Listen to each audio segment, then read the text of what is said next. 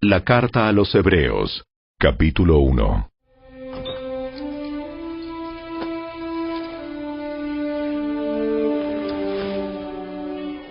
Hace mucho tiempo, Dios habló muchas veces y de diversas maneras a nuestros antepasados por medio de los profetas. Y ahora, en estos últimos días, nos ha hablado por medio de su Hijo. Dios le prometió todo al Hijo como herencia, y mediante el Hijo creó el universo.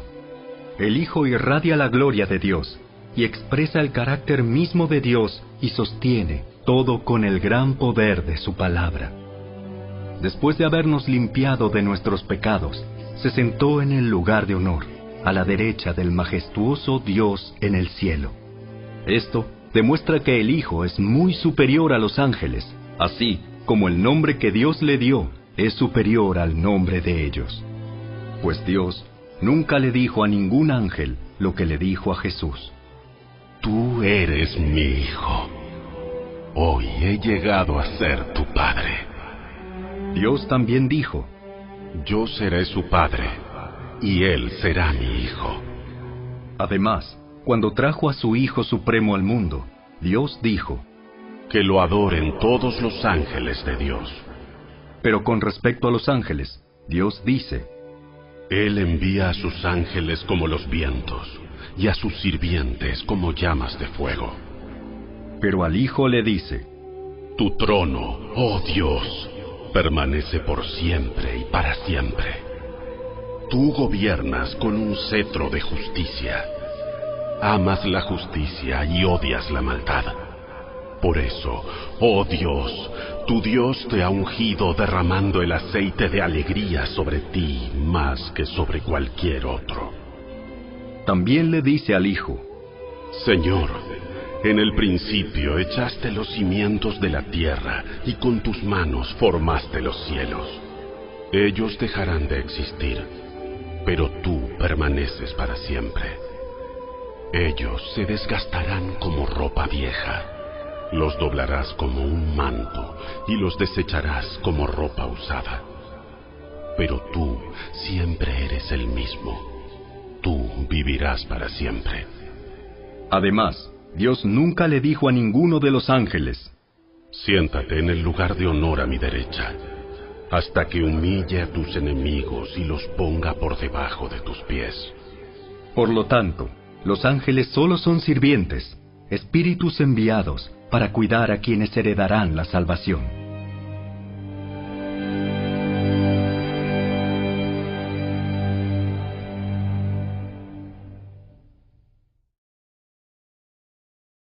Capítulo 2.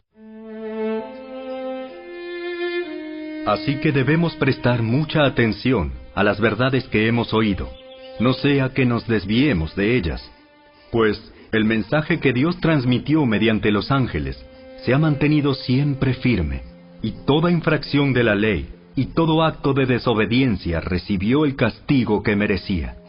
Entonces, ¿qué nos hace pensar que podemos escapar si descuidamos esta salvación tan grande, que primeramente fue anunciada por el mismo Señor Jesús y luego nos fue transmitida por quienes lo oyeron hablar?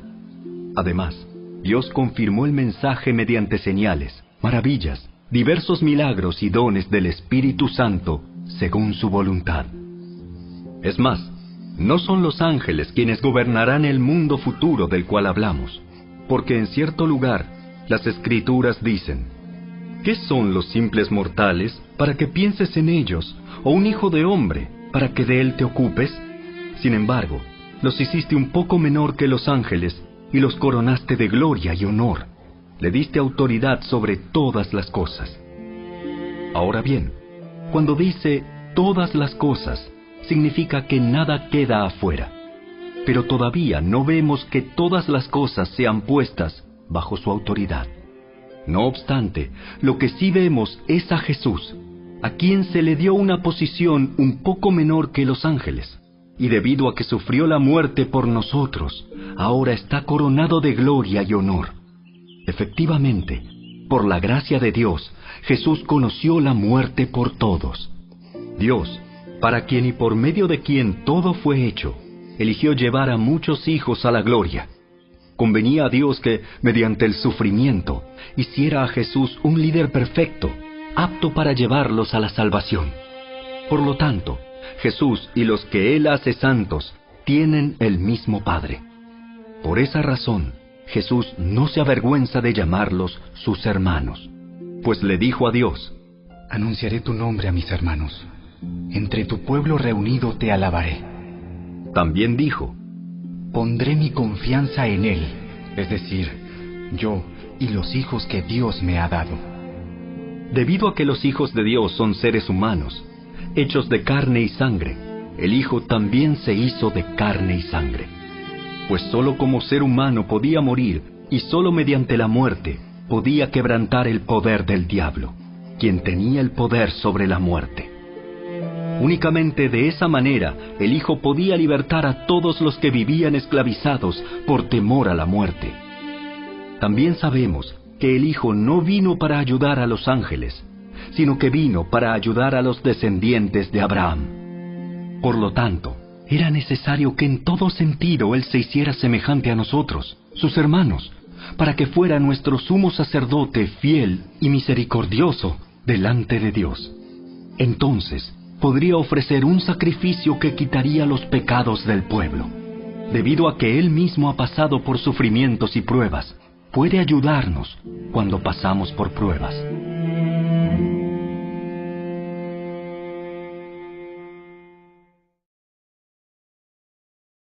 Capítulo 3.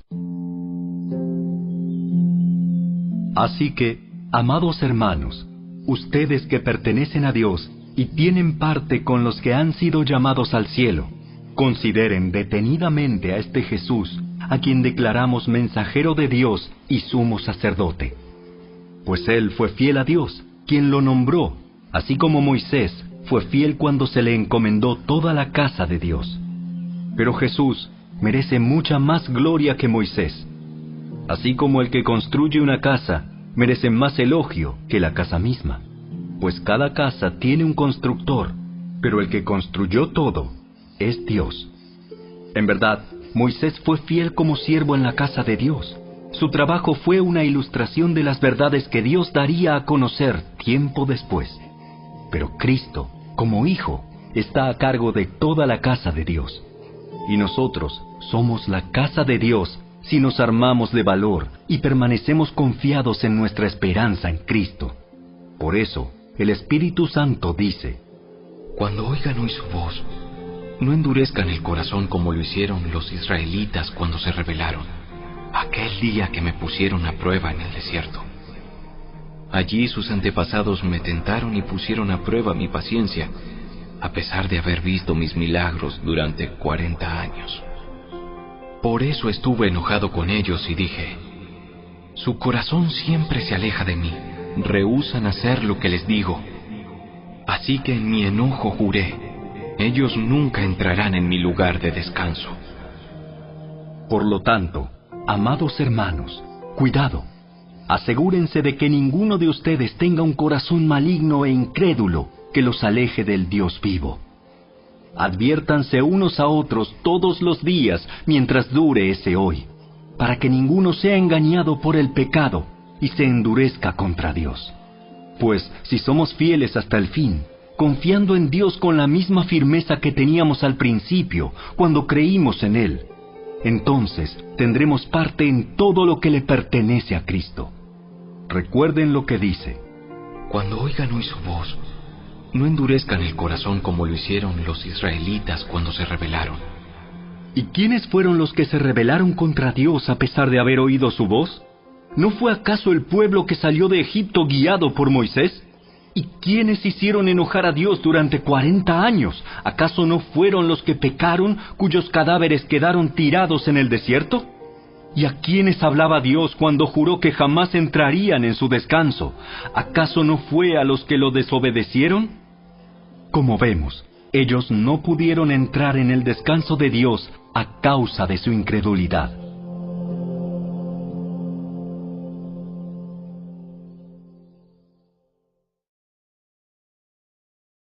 Capítulo 4.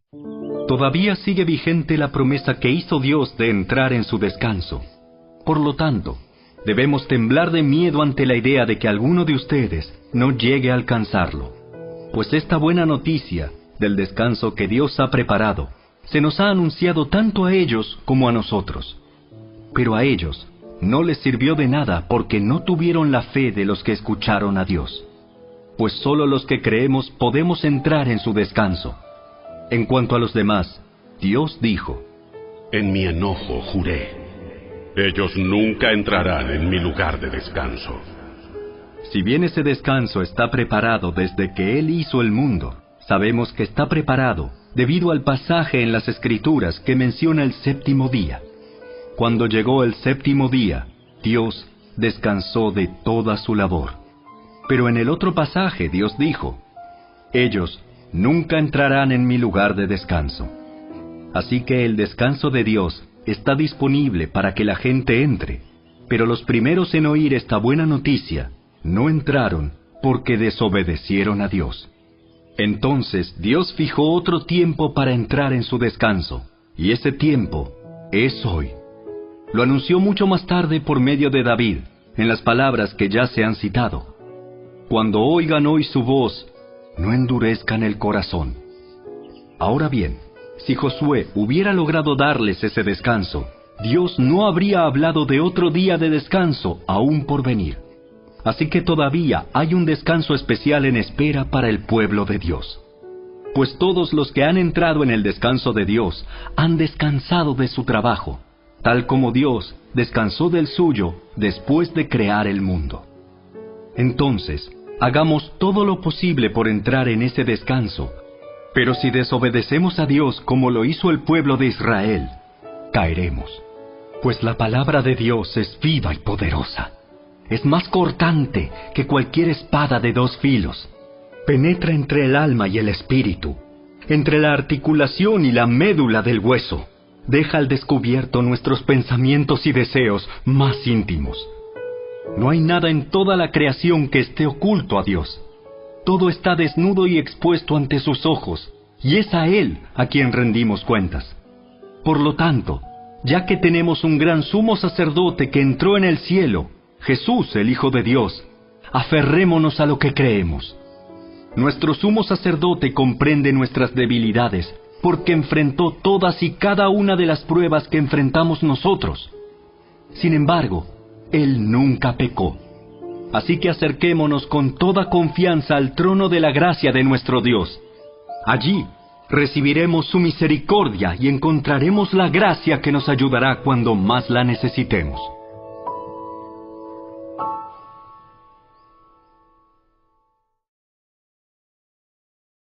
Capítulo 5.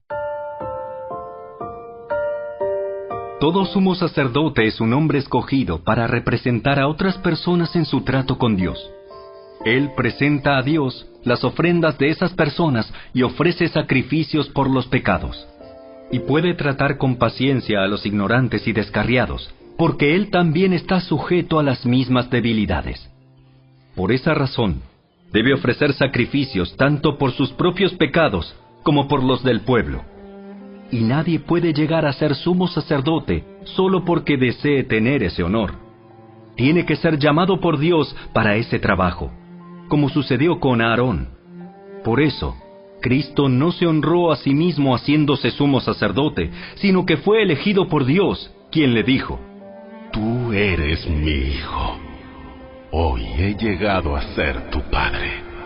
Y en otro pasaje, Dios le dijo: Tú eres sacerdote para siempre, según el orden de Melquisedec.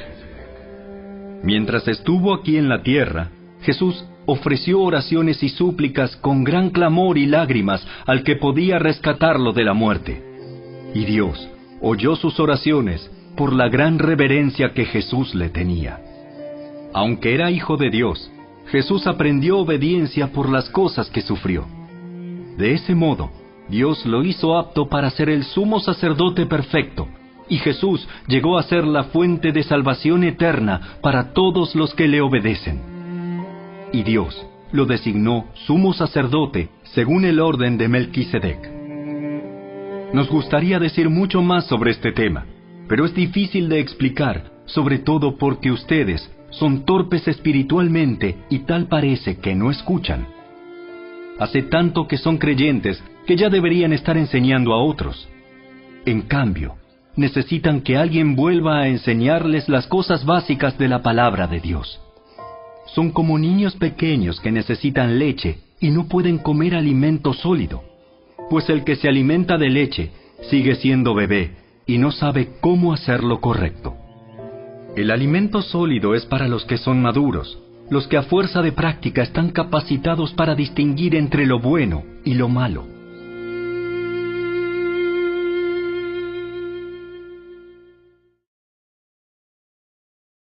Capítulo 6.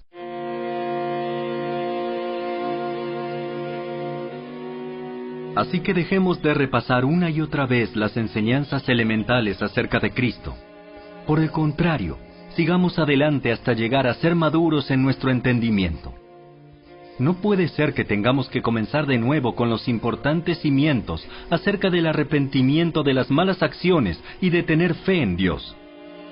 Ustedes tampoco necesitan más enseñanza acerca de los bautismos, la imposición de manos, la resurrección de los muertos y el juicio eterno. Así que, si Dios quiere, avanzaremos hacia un mayor entendimiento, pues es imposible lograr que vuelvan a arrepentirse los que una vez fueron iluminados, aquellos que experimentaron las cosas buenas del cielo y fueron partícipes del Espíritu Santo, que saborearon la bondad de la palabra de Dios y el poder del mundo venidero, y que luego se alejan de Dios. Es imposible lograr que esas personas vuelvan a arrepentirse. Al rechazar al Hijo de Dios, ellos mismos lo clavan otra vez en la cruz y lo exponen a la vergüenza pública. Cuando la tierra se empapa de la lluvia que cae y produce una buena cosecha para el agricultor, recibe la bendición de Dios. En cambio, el campo que produce espinos y cardos no sirve para nada. El agricultor no tardará en maldecirlo y quemarlo. Queridos amigos, aunque hablamos de este modo, no creemos que esto se aplica a ustedes. Estamos convencidos de que ustedes están destinados para cosas mejores, las cuales vienen con la salvación. Pues Dios no es injusto. No olvidará con cuánto esfuerzo han trabajado para Él y cómo han demostrado su amor por Él, sirviendo a otros creyentes como todavía lo hacen. Nuestro gran deseo es que sigan amando a los demás mientras tengan vida, para asegurarse de que lo que esperan se hará realidad. Entonces, no se volverán torpes ni indiferentes espiritualmente. En cambio, seguirán el ejemplo de quienes, gracias a su fe y perseverancia, heredarán las promesas de Dios. Por ejemplo, estaba la promesa que Dios le hizo a Abraham. Como no existía nadie superior a Dios por quien jurar, Dios juró por su propio nombre, diciendo: Ciertamente te bendeciré y multiplicaré tu descendencia hasta que sea incontable. Entonces Abraham esperó con paciencia y recibió lo que Dios le había prometido. Ahora bien, cuando las personas hacen un juramento, invocan a alguien superior a ellas para obligarse a cumplirlo. Y no cabe ninguna duda de que ese juramento conlleva una obligación. Dios también se comprometió mediante un juramento para que los que recibieran la promesa pudieran estar totalmente seguros de que Él jamás cambiaría de parecer. Así que Dios ha hecho ambas cosas, la promesa y el juramento. Estas dos cosas no pueden cambiar, porque es imposible que Dios mienta. Por lo tanto, los que hemos acudido a Él en busca de refugio, podemos estar bien confiados aferrándonos a la esperanza que está delante de nosotros. Esta esperanza es un ancla firme y confiable para el alma. Nos conduce a través de la cortina al santuario interior de Dios. Jesús ya entró allí por nosotros. Él ha llegado a ser nuestro eterno sumo sacerdote, según el orden de Melquisedec.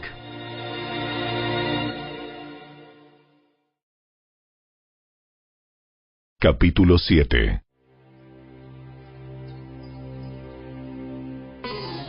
Este Melquisedec fue rey de la ciudad de Salem y también sacerdote del Dios Altísimo. Cuando Abraham regresaba triunfante de una gran batalla contra los reyes, Melquisedec salió a su encuentro y lo bendijo. Después Abraham tomó la 10ª parte de todo lo que había capturado en la batalla y se la dio a Melquisedec. El nombre Melquisedec significa Rey de Justicia, y Rey de Salem significa Rey de Paz. No hay registro de su padre ni de su madre, ni de ninguno de sus antepasados. No hay principio ni fin de su vida. A semejanza del Hijo de Dios, sigue siendo sacerdote para siempre. Consideren entonces la grandeza de este Melquisedec. Incluso Abraham, el gran patriarca de Israel, reconoció esto al entregarle la 10ª parte de lo que había capturado en la batalla. Ahora bien, la ley de Moisés exigía que los sacerdotes, que son descendientes de Leví, le cobraran el diezmo al resto del pueblo de Israel, quienes también son descendientes de Abraham. Sin embargo, Melquisedec, que no era descendiente de Leví, recibió de Abraham la 10ª parte. Y Melquisedec bendijo a Abraham, quien ya había recibido las promesas de Dios. Sin lugar a dudas, el que tiene el poder para bendecir es superior a quien recibe la bendición. Los sacerdotes que reciben los diezmos son hombres que mueren, así que Melquisedec es superior a ellos porque se nos dice que sigue viviendo. Además, podríamos decir que esos levitas, los que reciben el diezmo, pagaron un diezmo a Melquisedec cuando lo pagó su antepasado Abraham. A pesar de que Leví aún no había nacido, la simiente de la cual provino ya existía en el cuerpo de Abraham cuando Melquisedec recibió su diezmo. Entonces, si el sacerdocio de Leví, sobre el cual se basó la ley, hubiera podido lograr la perfección que Dios propuso, ¿por qué fue necesario que Dios estableciera un sacerdocio diferente, con un sacerdote según el orden de Melquisedec, en lugar del orden de Leví y Aarón? Y si se cambia el sacerdocio, también es necesario cambiar la ley para permitirlo. Pues el sacerdote a quien nos referimos pertenece a una tribu diferente, cuyos miembros jamás han servido en el altar como sacerdotes. Lo que quiero decir es que nuestro Señor vino de la tribu de Judá, y Moisés nunca habló de que los sacerdotes provinieran de esa tribu. Ese cambio resulta aún más evidente, ya que ha surgido un sacerdote diferente, quien es como Melquisedec. Jesús llegó a ser sacerdote no por cumplir con la ley del requisito físico de pertenecer a la tribu de Leví, sino por el poder de una vida que no puede ser destruida. Y el salmista lo señaló cuando profetizó: Tú eres sacerdote para siempre, según el orden de Melquisedec. Así que el antiguo requisito del sacerdocio quedó anulado por ser débil e inútil, pues la ley nunca perfeccionó nada, pero ahora confiamos en una mejor esperanza por la cual nos acercamos a Dios. Este nuevo sistema se estableció mediante un juramento solemne. Los descendientes de Aarón llegaron a ser sacerdotes sin un juramento, pero había un juramento con relación a Jesús, pues Dios le dijo: El Señor ha hecho un juramento y no romperá su promesa. Tú eres sacerdote para siempre. Debido a ese juramento, Jesús es quien garantiza este mejor pacto con Dios. Hubo muchos sacerdotes bajo el sistema antiguo porque la muerte les impedía continuar con sus funciones. Pero dado que Jesús vive para siempre, su sacerdocio dura para siempre. Por eso puede salvar una vez y para siempre a los que vienen a Dios por medio de Él, quien vive para siempre a fin de interceder con Dios a favor de ellos. Él es la clase de sumo sacerdote que necesitamos, porque es santo y no tiene culpa ni mancha de pecado. Él ha sido apartado de los pecadores y se le ha dado el lugar de más alto honor en el cielo. A diferencia de los demás sumos sacerdotes, no tiene necesidad de ofrecer sacrificios cada día. Ellos los ofrecían primero por sus propios pecados y luego por los del pueblo. Sin embargo, Jesús lo hizo una vez y para siempre, cuando se ofreció a sí mismo como sacrificio por los pecados del pueblo. La ley nombra a sumos sacerdotes que están limitados por debilidades humanas, Pero después de que la ley fue entregada, Dios nombró a su Hijo mediante un juramento, y su Hijo ha sido hecho el perfecto sumo sacerdote para siempre.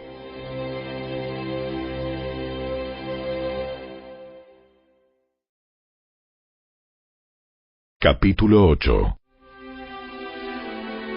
El punto principal es el siguiente. Tenemos un sumo sacerdote quien se sentó en el lugar de honor, a la derecha del trono del Dios majestuoso en el cielo. Allí sirve como ministro en el tabernáculo del cielo, el verdadero lugar de adoración construido por el Señor y no por manos humanas. Ya que es deber de todo sumo sacerdote presentar ofrendas y sacrificios, nuestro sumo sacerdote también tiene que presentar una ofrenda. Si estuviera aquí en la tierra, ni siquiera sería sacerdote, porque ya hay sacerdotes que presentan las ofrendas que exige la ley. Ellos sirven dentro de un sistema de adoración que es solo una copia, una sombra del verdadero que está en el cielo. Pues cuando Moisés estaba por construir el tabernáculo, Dios le advirtió lo siguiente: asegúrate de hacer todo según el modelo que te mostré aquí en la montaña. Pero ahora a Jesús, nuestro sumo sacerdote, se le ha dado un ministerio que es muy superior al sacerdocio antiguo, porque Él es mediador a nuestro favor de un mejor pacto con Dios basado en promesas mejores. Si el primer pacto no hubiera tenido defectos, no habría sido necesario reemplazarlo con un segundo pacto. Pero cuando Dios encontró defectos en el pueblo, dijo: se acerca el día en que haré un nuevo pacto con el pueblo de Israel y de Judá. Este pacto no será como el que hice con sus antepasados, cuando los tomé de la mano y los saqué de la tierra de Egipto. Ellos no permanecieron fieles a mi pacto, por eso les di la espalda. Pero este es el nuevo pacto que haré con el pueblo de Israel en ese día. Pondré mis leyes en su mente y las escribiré en su corazón. Yo seré su Dios, y ellos serán mi pueblo. Y no habrá necesidad de enseñar a sus vecinos, ni habrá necesidad de enseñar a sus parientes diciendo: deberías conocer al Señor. Pues todos ya me conocerán, desde el más pequeño hasta el más grande. Perdonaré sus maldades y nunca más me acordaré de sus pecados. Cuando Dios habla de un nuevo pacto, quiere decir que ha hecho obsoleto al primero, el cual ha caducado y pronto desaparecerá.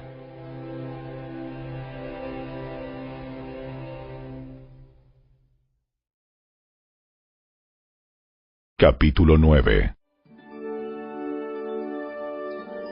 Ese primer pacto entre Dios e Israel incluía ordenanzas para la adoración y un lugar de culto aquí, en la tierra.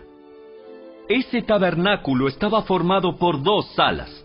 En la primera sala había un candelabro, una mesa y los panes consagrados sobre ella. Esta sala se llamaba Lugar Santo. Luego había una cortina detrás de la cual se encontraba la segunda sala, llamada Lugar Santísimo. En esa sala había un altar de oro para el incienso y un cofre de madera conocido como el Arca del Pacto, el cual estaba totalmente cubierto de oro. Dentro del arca había un recipiente de oro que contenía el maná, la vara de Aarón a la que le habían salido hojas y las tablas del pacto que eran de piedra. Por encima del arca estaban los querubines de la gloria divina, cuyas alas se extendían sobre la tapa del arca, es decir, el lugar de la expiación. Pero ahora no podemos explicar estas cosas en detalle. Cuando estos elementos estaban en su lugar, los sacerdotes entraban con regularidad en la primera sala durante el cumplimiento de sus deberes religiosos. Pero solo el sumo sacerdote entraba en el lugar santísimo y lo hacía una sola vez al año. Y siempre ofrecía sangre por sus propios pecados y por los pecados que el pueblo cometía por ignorancia. Mediante esas ordenanzas, el Espíritu Santo daba a entender que la entrada al lugar santísimo no estaba abierta a todos, en tanto siguiera en pie el tabernáculo y el sistema que representaba. Esta es una ilustración que apunta al tiempo presente. pues las ofrendas y los sacrificios que ofrecen los sacerdotes no pueden limpiar la conciencia de las personas que los traen. Pues ese sistema antiguo solo consiste en alimentos, bebidas y diversas ceremonias de purificación, es decir, ordenanzas externas que permanecieron vigentes solo hasta que se estableció un sistema mejor. Entonces Cristo ahora ha llegado a ser el sumo sacerdote por sobre todas las cosas buenas que han venido. Él entró en ese tabernáculo superior y más perfecto que está en el cielo, el cual no fue hecho por manos humanas ni forma parte del mundo creado. Con su propia sangre, no con la sangre de cabras ni de becerros, entró en el lugar santísimo una sola vez y para siempre, y aseguró nuestra redención eterna.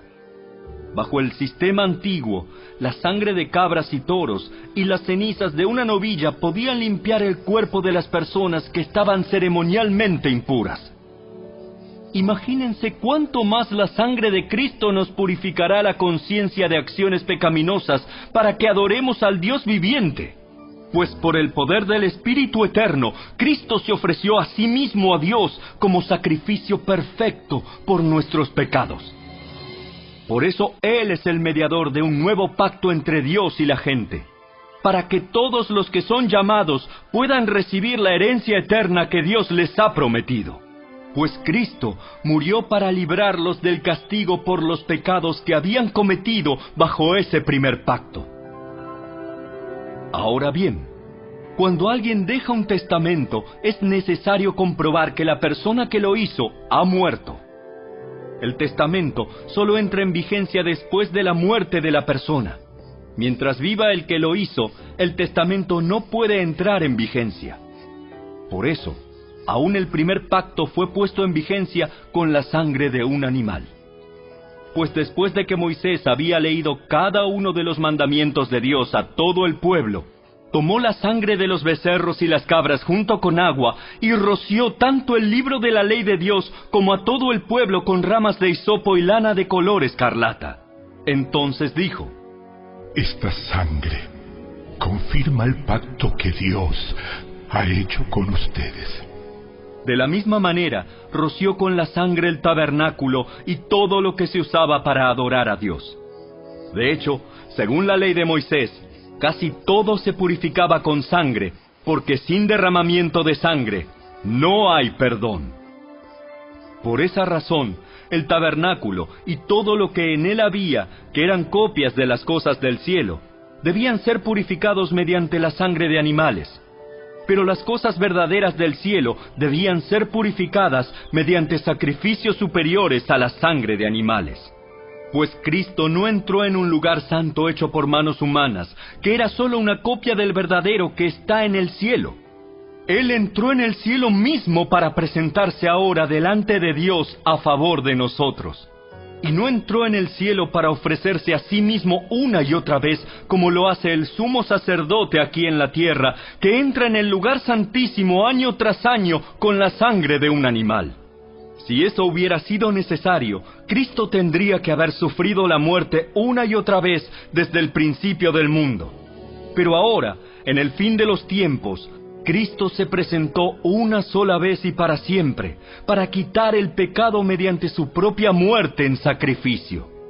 Y así como cada persona está destinada a morir una sola vez y después vendrá el juicio, así también Cristo fue ofrecido una sola vez y para siempre, a fin de quitar los pecados de muchas personas.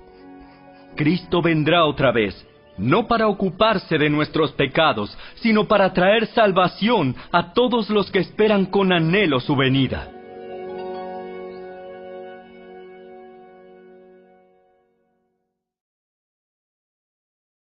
Capítulo 10.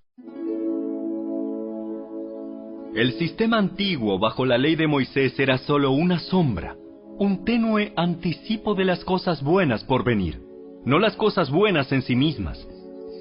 Bajo aquel sistema se repetían los sacrificios una y otra vez, año tras año, pero nunca pudieron limpiar por completo a quienes venían a adorar.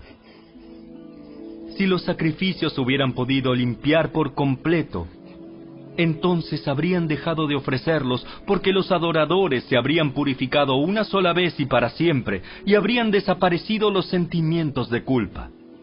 Pero en realidad, esos sacrificios les recordaban sus pecados año tras año. Pues no es posible que la sangre de los toros y las cabras quite los pecados. Por eso, cuando Cristo vino al mundo, le dijo a Dios: No quisiste sacrificios de animales ni ofrendas por el pecado, pero me has dado un cuerpo para ofrecer. No te agradaron las ofrendas quemadas ni otras ofrendas por el pecado. Luego dije: Aquí estoy, oh Dios. He venido a hacer tu voluntad, como está escrito acerca de mí en las Escrituras. Primero, Cristo dijo: No quisiste sacrificios de animales, ni ofrendas por el pecado, ni ofrendas quemadas, ni otras ofrendas por el pecado. Tampoco te agradaron todas esas ofrendas, aun cuando la ley de Moisés las exige. Luego dijo: Aquí estoy, he venido a hacer tu voluntad. Él anula el primer pacto para que el segundo entre en vigencia. Pues la voluntad de Dios fue que el sacrificio del cuerpo de Jesucristo nos hiciera santos una vez y para siempre. Bajo el antiguo pacto, el sacerdote oficia de pie delante del altar día tras día, ofreciendo los mismos sacrificios una y otra vez, los cuales nunca pueden quitar los pecados. Pero nuestro sumo sacerdote se ofreció a sí mismo a Dios como un solo sacrificio por los pecados, válido para siempre. Luego se sentó en el lugar de honor a la derecha de Dios. Allí espera hasta que sus enemigos sean humillados y puestos por debajo de sus pies. Pues mediante esa única ofrenda, Él perfeccionó para siempre a los que está haciendo santos. Y el Espíritu Santo también da testimonio de que es verdad, pues dice: Este es el nuevo pacto que haré con mi pueblo en aquel día. Pondré mis leyes en su corazón y las escribiré en su mente. Después dice: Nunca más me acordaré de sus pecados y sus transgresiones. Y cuando los pecados han sido perdonados, ya no hace falta ofrecer más sacrificios. Así que, amados hermanos, podemos entrar con valentía en el lugar santísimo del cielo por causa de la sangre de Jesús. Por su muerte, Jesús abrió un nuevo camino, un camino que da vida a través de la cortina al lugar santísimo. Ya que tenemos un gran sumo sacerdote que gobierna la casa de Dios, entremos directamente a la presencia de Dios con corazón sincero y con plena confianza en Él. Pues nuestra conciencia culpable ha sido rociada con la sangre de Cristo a fin de purificarnos, y nuestro cuerpo ha sido lavado con agua pura. Mantengámonos firmes sin titubear en la esperanza que afirmamos, porque se puede confiar en que Dios cumplirá su promesa. Pensemos en maneras de motivarnos unos a otros a realizar actos de amor y buenas acciones. Y no dejemos de congregarnos como lo hacen algunos, sino animémonos unos a otros, sobre todo ahora que el día de su regreso se acerca.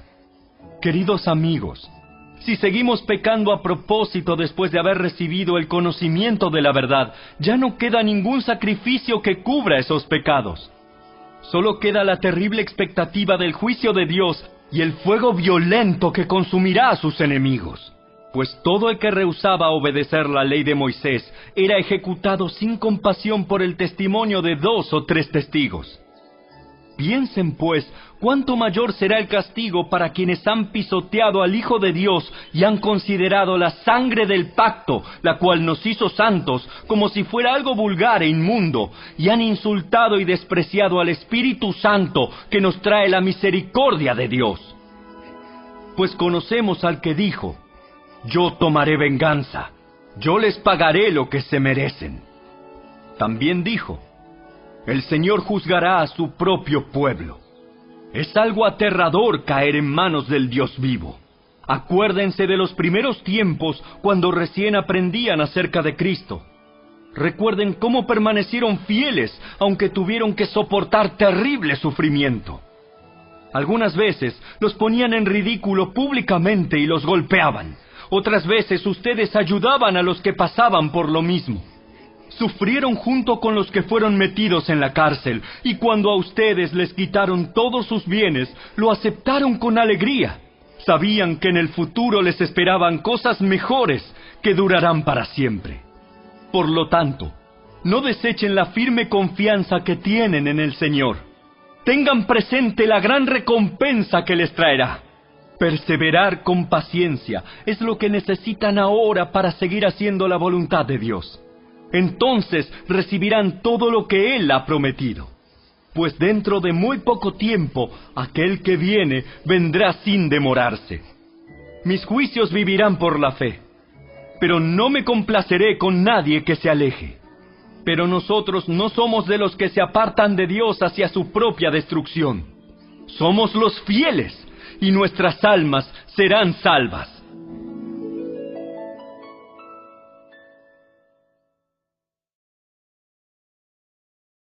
Capítulo 11. La fe es la confianza de que en verdad sucederá lo que esperamos.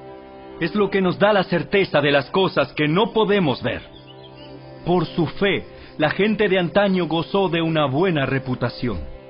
Por la fe entendemos que todo el universo fue formado por orden de Dios, de modo que lo que ahora vemos no vino de cosas visibles.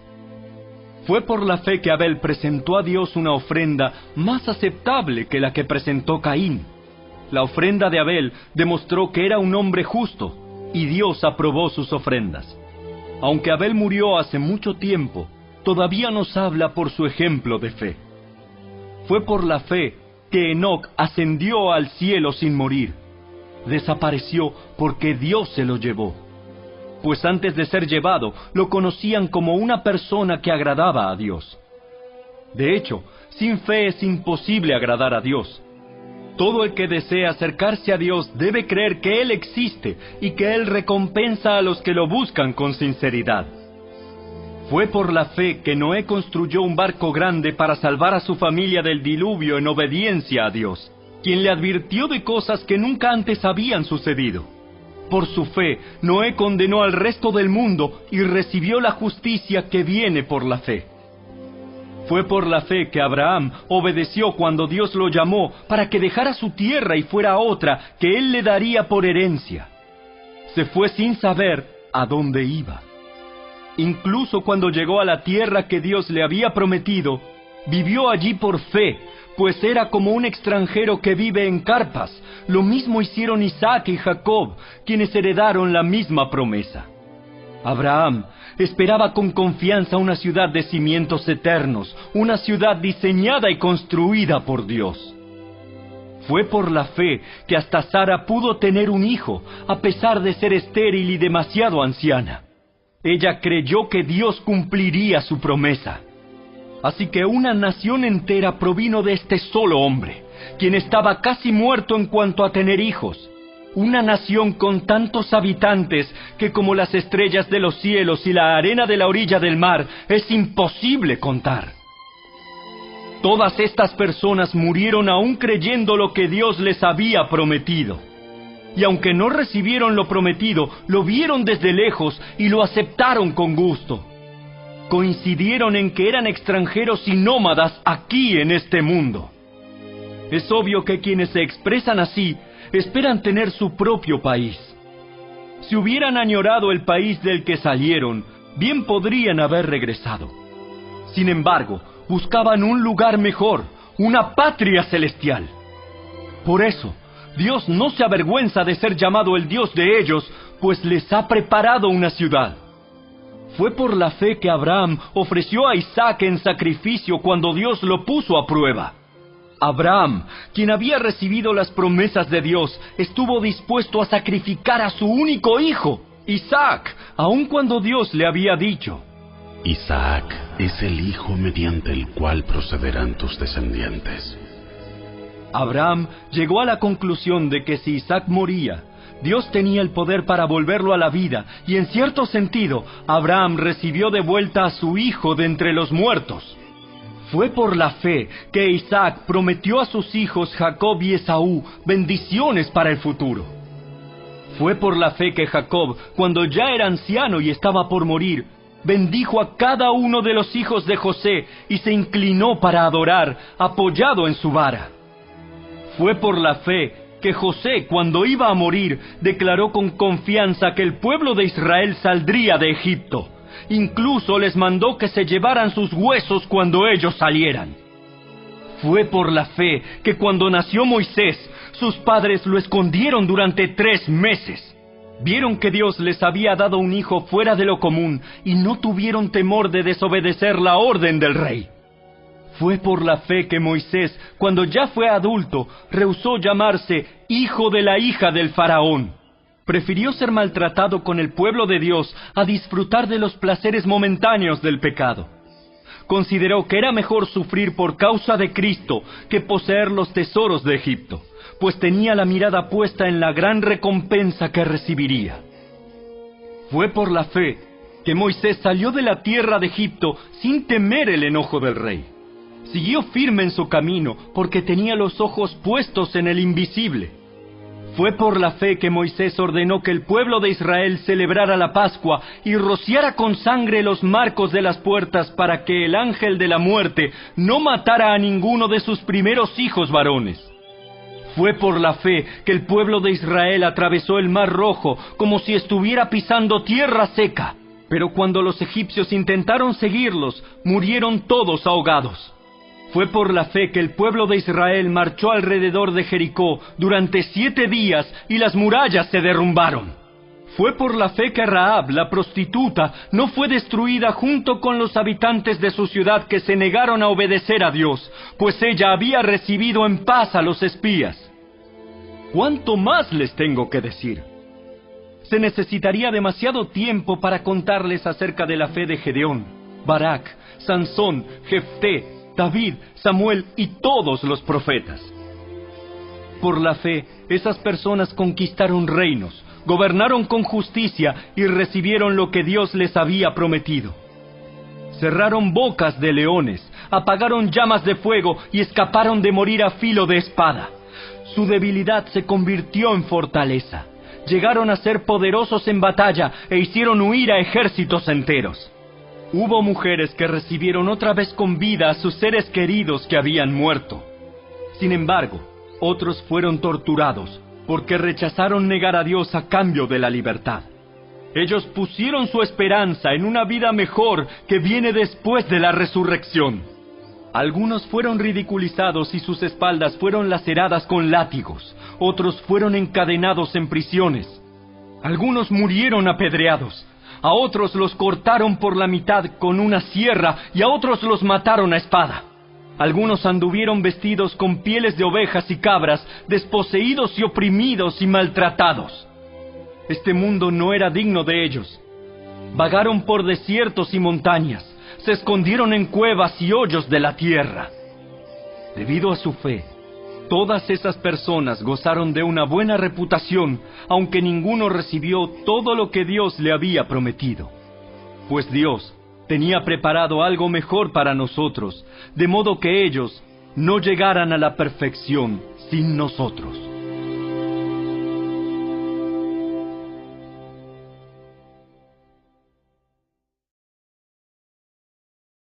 Capítulo 12. Por lo tanto, ya que estamos rodeados por una enorme multitud de testigos de la vida de fe, quitémonos todo peso que nos impida correr, especialmente el pecado que tan fácilmente nos hace tropezar, y corramos con perseverancia la carrera que Dios nos ha puesto por delante. Esto lo hacemos al fijar la mirada en Jesús, el campeón que inicia y perfecciona nuestra fe. Debido al gozo que le esperaba, Jesús soportó la cruz sin importarle la vergüenza que ésta representaba. Ahora está sentado en el lugar de honor junto al trono de Dios. Piensen en toda la hostilidad que soportó por parte de pecadores. Así no se cansarán ni se darán por vencidos. Después de todo, ustedes aún no han dado su vida en la lucha contra el pecado. ¿Acaso olvidaron las palabras de aliento con que Dios les habló a ustedes como a hijos? Él dijo: Hijo mío, no tomes a la ligera la disciplina del Señor, y no te des por vencido cuando te corrige. Pues el Señor disciplina a los que ama y castiga a todo el que recibe como hijo. Al soportar esta disciplina divina, recuerden que Dios los trata como a sus propios hijos. ¿Acaso alguien oyó hablar de un hijo que nunca fue disciplinado por su padre?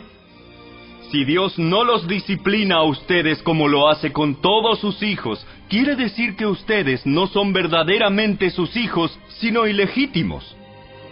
Ya que respetábamos a nuestros padres terrenales que nos disciplinaban, entonces, ¿acaso no deberíamos someternos aún más a la disciplina del Padre de nuestro espíritu y así vivir para siempre?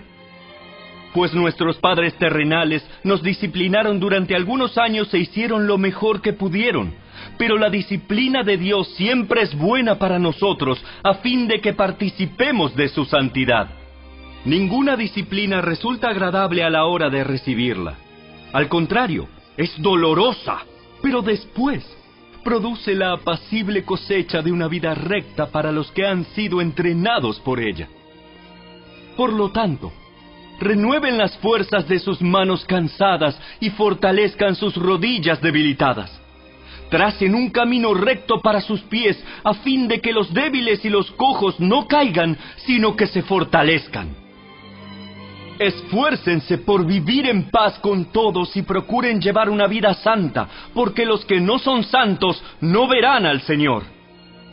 Cuídense unos a otros, para que ninguno de ustedes deje de recibir la gracia de Dios. Tengan cuidado de que no brote ninguna raíz venenosa de amargura, la cual los trastorne a ustedes y envenene a muchos. Asegúrense de que ninguno sea inmoral ni profano, como Esaú, que cambió sus derechos de primer hijo varón por un simple plato de comida. Ustedes saben que después, cuando quiso recibir la bendición de su padre, fue rechazado. Ya era demasiado tarde para arrepentirse, a pesar de que suplicó con lágrimas amargas. Ustedes no se han acercado a una montaña que se pueda tocar, a un lugar que arde en llamas, un lugar de oscuridad y tinieblas, rodeado por un torbellino como les sucedió a los israelitas cuando llegaron al monte Sinaí. Ellos oyeron un imponente toque de trompeta y una voz tan temible que les suplicaron a Dios que dejara de hablar. Retrocedieron tambaleándose bajo el mandato de Dios. Si tan solo un animal toca la montaña, deberá morir apedreado. Incluso Moisés se asustó tanto de lo que vio que dijo: Estoy temblando de miedo. En cambio, ustedes han llegado al monte Sión, a la ciudad del Dios viviente, a la Jerusalén celestial, y a incontables miles de ángeles que se han reunido llenos de gozo. Ustedes han llegado a la congregación de los primogénitos de Dios, cuyos nombres están escritos en el cielo. Ustedes han llegado a Dios mismo, quien es el juez sobre todas las cosas. Ustedes han llegado a los espíritus de los justos, que están en el cielo y que ya han sido perfeccionados. Ustedes han llegado a Jesús, el mediador del nuevo pacto entre Dios y la gente, y también a la sangre rociada, que habla de perdón en lugar de clamar por venganza como la sangre de Abel. Tengan cuidado de no negarse a escuchar a aquel que habla, pues si el pueblo de Israel no escapó cuando se negó a escuchar a Moisés, el mensajero terrenal, ciertamente nosotros tampoco escaparemos si rechazamos a aquel que nos habla desde el cielo. Cuando Dios habló desde el monte Sinaí, su voz hizo temblar la tierra, pero ahora Él hace otra promesa. Una vez más, haré temblar no solo la tierra, sino también los cielos. Eso significa que toda la creación será agitada y removida para que solo permanezcan las cosas inconmovibles. Ya que estamos recibiendo un reino inconmovible, seamos agradecidos y agrademos a Dios adorándolo con santo temor y reverencia, porque nuestro Dios es un fuego que todo lo consume.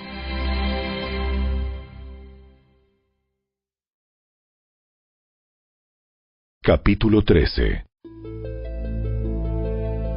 Sigan amándose unos a otros como hermanos. No se olviden de brindar hospitalidad a los desconocidos, porque algunos que lo han hecho han hospedado ángeles sin darse cuenta. Acuérdense de aquellos que están en prisión como si ustedes mismos estuvieran allí. Acuérdense también de los que son maltratados como si ustedes mismos sintieran en carne propia el dolor de ellos.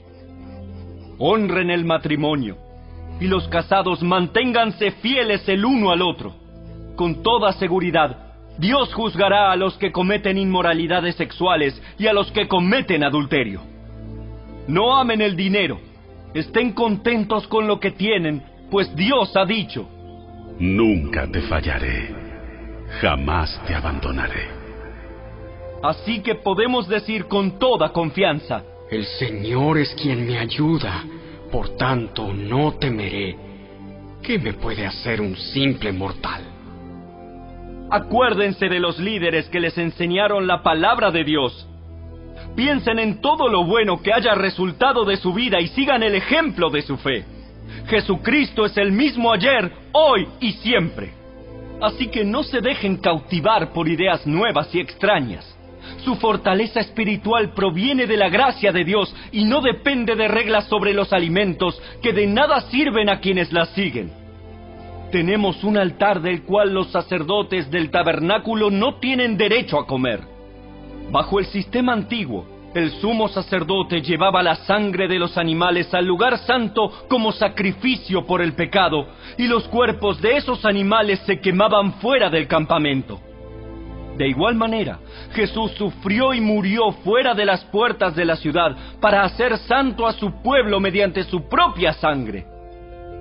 Entonces, salgamos al encuentro de Jesús, fuera del campamento, y llevemos la deshonra que Él llevó. Pues este mundo no es nuestro hogar permanente.